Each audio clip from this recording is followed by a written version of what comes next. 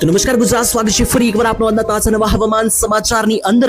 આખા ગુજરાતમાં અત્યારે તૂટી પડવાનું છે આભ, કારણ કે સિસ્ટમ હવે ખૂબ જ વધારે ખતરનાક બનતી જોવા મળી રહી છે। તેની વચ્ચે ગુજરાત રાજ્યમાં આવનારી 12 કલાક તોફાન સાથે ધોધમાર વરસાદ ભૂકા બોલાવવાના છે અને ગુજરાત રાજ્યમાં 31 તારીખથી ભૂકા શરૂ થશે।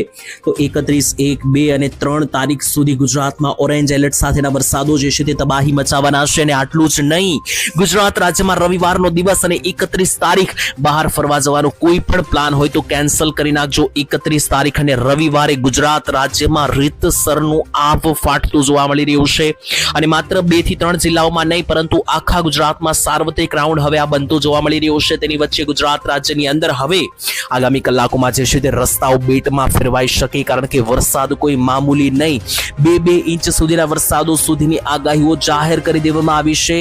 હવામાન વિભાગે 5 તારીખ સુધી હાઈ એલર્ટ જાહેર કરી દીધું છે વરસાદનું। તેની વચ્ચે આગામી કલાકોમાં હવે ગુજરાતમાં શું થવા બેઠું છે તેના વિશે વાત કરવાની છે, કારણ કે જોશો તો ચારો દિશા તરફથી હવે ખૂંખાર સિસ્ટમો જે છે તે તૈયાર થઈ ચૂકી છે। ગુજરાતની આજુબાજુ આગળ પાછળ બધા સેન્ટરો ઉપર ભયંકર સિસ્ટમો